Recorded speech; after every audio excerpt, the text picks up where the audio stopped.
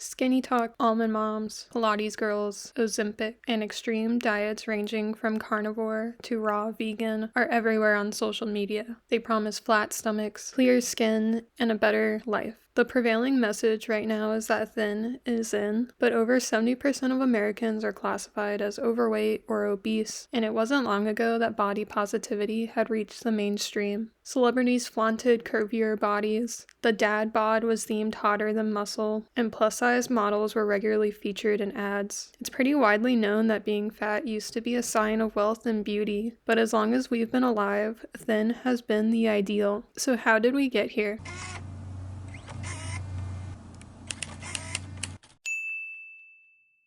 Diets have existed for thousands of years, but diet culture really didn't exist until people started to idolize a thinner body. The beginning of this cultural shift can be attributed to William Banting, who was the first to really popularize dieting specifically for weight loss. He had struggled with his weight for quite some time, and it seemed like many things he tried just didn't work. Finally, his doctor recommended a low-carb diet, and it worked so well he felt compelled to share this success with the world. He self-published a pamphlet titled A Letter on Corpulence in 1863, which was popular enough that his last name, Banting, became synonymous with dieting. Though this was pretty niche for a while, it did garner the interest of some big names at the time, and some of the first fad diets were created. The very first of these is often attributed to James Salisbury, who promoted a diet of predominantly meat. Most people today are familiar with the Salisbury steak, which was a major component of the diet, though he called it muscle pulp of beef, which isn't nearly as appetizing. Another fad at the time was Fletcherizing, invented by Horace Fletcher. He believed in chewing food until it turned into a liquid, which some people still swear by today, though usually to a less extreme extent.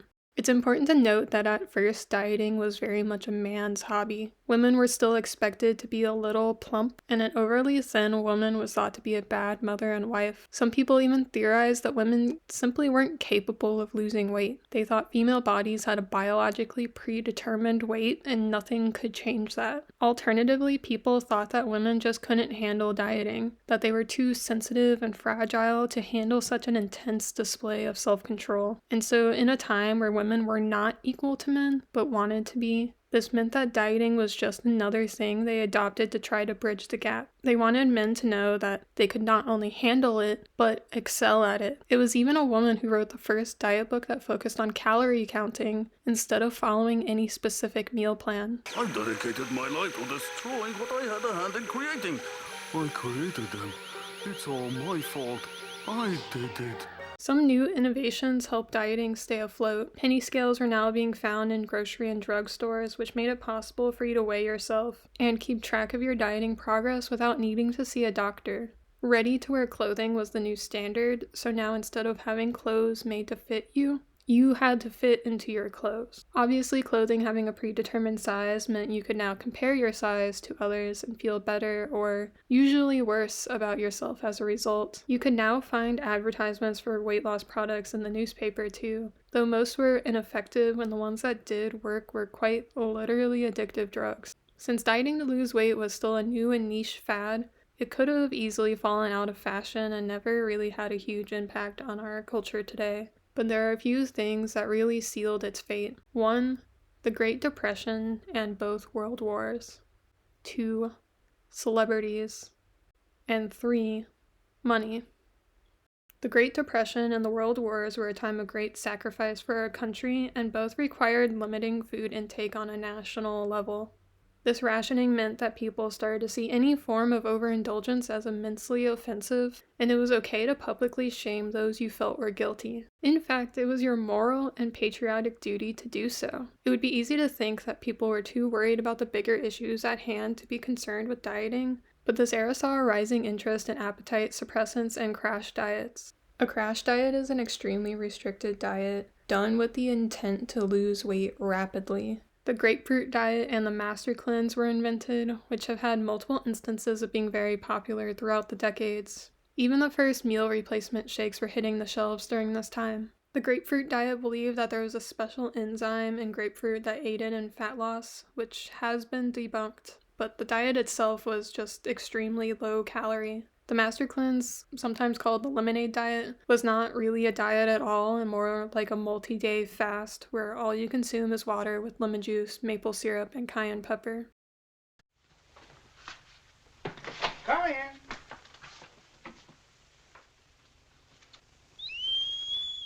Hollywood started to explode in success, which allowed for some of the first modern celebrities. I'm sure everyone has heard that the camera adds 10 pounds, and it was taken very seriously in the early days of major motion pictures. Most female movie stars maintained a very low body weight in order to look good for the camera, and they were often bullied by their managers and the media for having any excess weight. This newfound celebrity culture really allowed dieting to prosper, and suddenly everyone wanted to look like their favorite movie stars. Some of them even promoted fad diets or exercise routines with the promise that if you follow their advice, you could look like them too.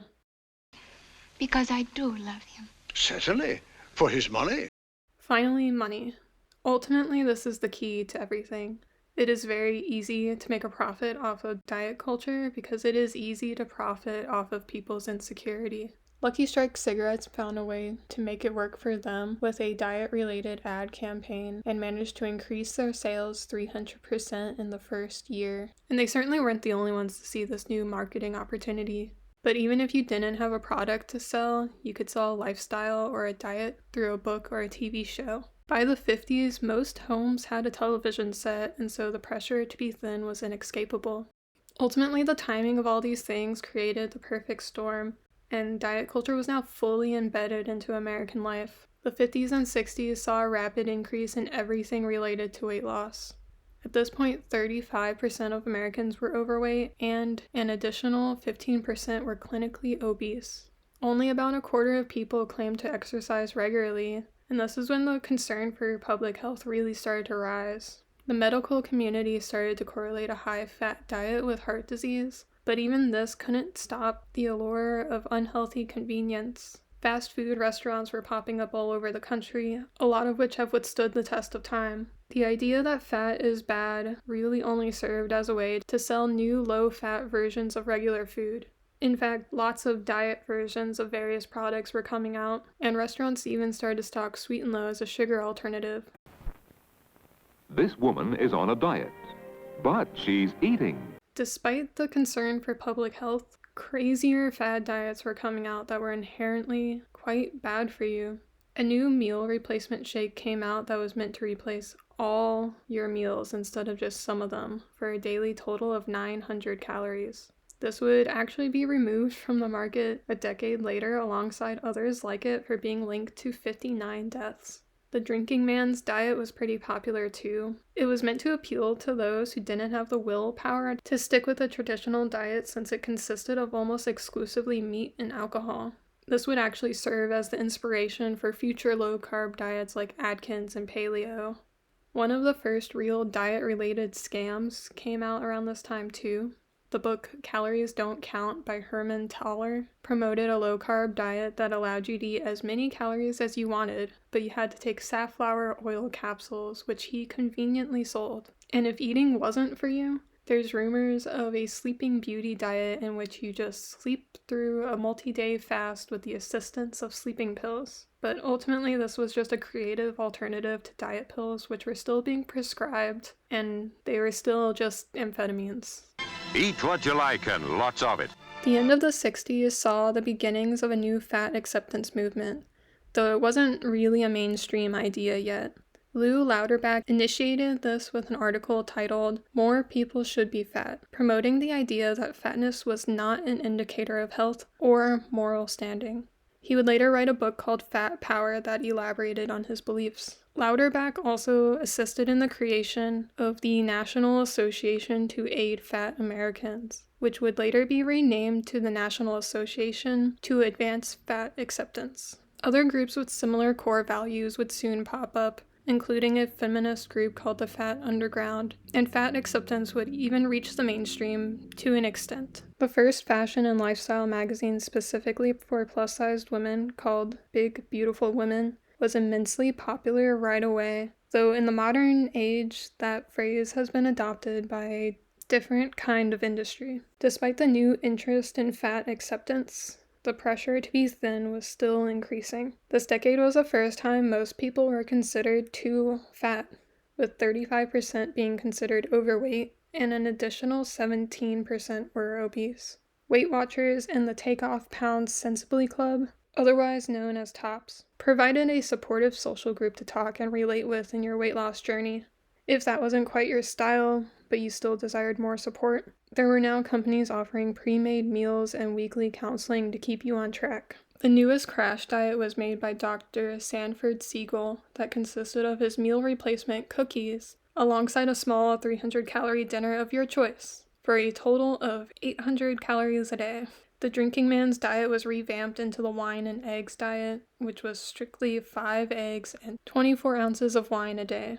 These diets came and went, but there were two that managed to stand the test of time: Atkins and Slim Fast. Atkins is a low-carb diet that really took off, initially because it was the first time a diet was not just a diet. Robert Atkins promoted his diet as a lifestyle, something you could do forever to stay thin and healthy. This was a pretty novel idea because up until now, dieting was just something you did for a short period of time to lose weight, and then you went back to normal. This probably inspired the phrase, "It's a lifestyle, not a diet." Slim Fast is a meal replacement shake that is still sold today, but is not nearly as popular as it was in the 80s and 90s. By the end of the 70s, people started to branch out from just changing the way they eat and started exercising more as well. Lots of people were starting to pick up running, including Presidents Jimmy Carter and Ronald Reagan. Fitness studios had been around for some time, but had really only catered to those who were already thin. Richard Simmons was one of the first to change that by opening his own studio that promised a supportive and fun atmosphere for all experience levels. The success of the movie Pumping Iron, featuring Arnold Schwarzenegger, also helped inspire the new fitness craze. Can you believe I owe this body to lasagna? The 80s is often defined by the popularity of flashy outfits and high-intensity workouts. Home workout videos were being made both by fitness gurus and celebrities. Some of the most popular of these were made by Richard Simmons and Jane Fonda. The medical community had new studies showing that high-fat diets were detrimental to your overall health, and so diets from this time were mostly low-fat. On top of that, people were beginning to push the idea that it was bad to eat certain foods together if you wanted to optimize nutrient absorption. But there was never a consensus on what combinations were good or bad. There was a new level of convenience available to dieters thanks to Jenny Craig, where you could have a customized meal plan delivered straight to your door, and it came frozen, allowing you to reheat it whenever you wanted. They were one of the first to offer frozen meals like this. Around this time is also when liposuction became an option for removing fat, but it would be a while before the methods were perfected. The 80s finished off with one of the most notorious moments in television history. In 1988, after years of struggling with her weight, Oprah finally got to a size she was happy with. To celebrate, she rolled out a wagon holding the amount of fat she had lost. She used this to promote OptiFast, a liquid diet done under medical supervision. This doesn't really sound that bad on the surface, but this was an extremely low-calorie diet, like as low as 400 calories a day. And since it was done with a doctor's approval, it made crash diets seem more legitimate. But even Oprah herself has expressed guilt over this episode, and admitted she couldn't even fit into the pants she wore that day, just a few days later. I was overweight and looked terrible, but AIDS helped me lose 46 pounds. The obesity rate was still steadily increasing into the 90s, and diet culture was only getting more intense. Heroin chic was all the rage and focused on maintaining a nearly emaciated body weight. Even though this was a difficult standard to achieve, magazines and television shamed those who couldn't, even if they were thin by typical standards. At the same time, plus-size magazines were very successful. Mode magazine launched and sold 370,000 copies in its first month. Low-fat was still a very popular method of dieting, and companies were making lots of low-fat versions of various products. The country's obsession with low-fat even allowed a low-fat cookie made by Snackwells to surpass Oreos in sales for some time. Atkins also saw a resurgence, and they started selling pre-made frozen meals to be sold at grocery stores, which you can still find today. New diet pills were introduced now too, and they were no longer amphetamine-based, but that didn't necessarily mean that they were better. Redux, Pondman, and Fen-Phen were all frequently prescribed to basically anyone who would ask, even children. But by the end of the decade, all three had been recalled due to causing severe and sometimes deadly heart problems. Children were really starting to feel the effects of diet culture by now. Popular children's shows featured episodes about dieting, working out, and the horrors of getting fat. If kids didn't get the message, you could even send them to a summer camp with the sole purpose of getting them to lose weight. These are often referred to as fat camps. People often report having long-term mental health struggles as a result of being sent to these camps. Now, this may feel like where diet culture really peaked, but it was somehow still ramping up. That's where you're going, fat ass! The early 2000s is often defined by its obsession with being ultra thin and extremely critical of any perceived excess weight. A lot of this was just more intense versions of what was happening in the 90s, as fashion was still focused on very thin bodies, and public fat shaming was very much the norm. But the rise of reality TV now made it way more intimate. The Biggest Loser was one of the first to profit off of using fat people as entertainment, under the guise that it was for their own good. This was a competition show to see who could lose the most weight, but it used some extreme methods that were actually detrimental to the contestants' health at times. Later shows like My 600-Pound Life and 1,000-Pound Sisters would come out, which are more everyday life reality shows, and there are many others like them. The movie Super Size Me attempted to change the public's opinion on fast food restaurants by showing that if you eat at McDonald's every day, your health will suffer immensely. This had a notable effect on fast food offerings at the time, and McDonald's actually discontinued their supersize option, though they claimed it was unrelated. Other fast food restaurants started to offer healthier options like salads to their menus, even though it was later proven that the entire experiment was intentionally misrepresented, and there were other pre-existing health issues at play that gave such extreme results. The sandwich chain Subway was ahead of the game though, as they had already been advertising that you could lose weight with their food. Other popular diets at the time were the South Beach diet, which was just a modified Atkins diet that limited saturated fat. And in direct opposition to the low-fat craze, the ketogenic diet was gaining popularity, which is a very high-fat, very low-carb diet. The Master Cleanse also saw a resurgence, even making its way into some popular media. Now, this entire time, people were relying on TV, magazines, and newspapers for feedback on what was popular or socially acceptable. Social media changed that significantly. Suddenly, individuals were posting about themselves and their own lives and their own opinions. This allowed people to be connected in a way that was never even possible before. While some people used this to make it seem like their life was absolutely perfect, others took a more honest approach. This was both good and bad. The prevalence of eating disorder blogs was growing on sites like Tumblr, sometimes even encouraging others to engage in their same destructive behaviors, which is still a problem on any social site today. Social media was also a new way for people to promote their own diets, which again could be good or bad. On the other hand, people started showing that you didn't need a thin body to live a happy and full life. Since people weren't really used to seeing the typical American body in the media, this was really empowering and slowly grew into the body positive movement. The book Health at Any Size by Lindo Bacon promoted the idea that a bigger body didn't mean an unhealthy body, and would be a core belief in the body positive community. Seeing this new trend, companies started to use body positive messaging in their advertisements, so now this was fully in the mainstream for the first time. You can now find trendy plus-size clothing more easily. Plus-size celebrities and models were gaining a lot of traction. Even those who were previously thin either gained weight or had cosmetic surgeries to appear thicker. It seemed like the tide had finally turned and being thin was no longer the ideal. Then Ozempic hit the market and you could effectively buy a thinner body. Weight loss surgeries had been an option, but they left obvious scars or were otherwise easily identifiable.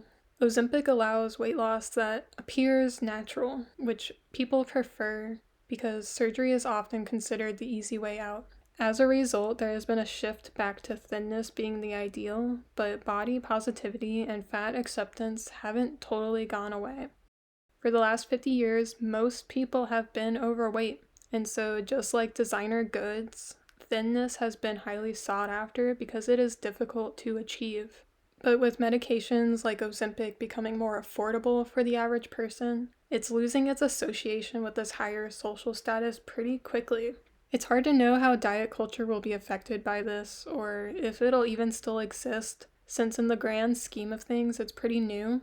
My theory is that having a toned or muscular body will be the new ideal since it's fundamentally hard to achieve and requires a lot of time and self-discipline, but is still something that is marketable.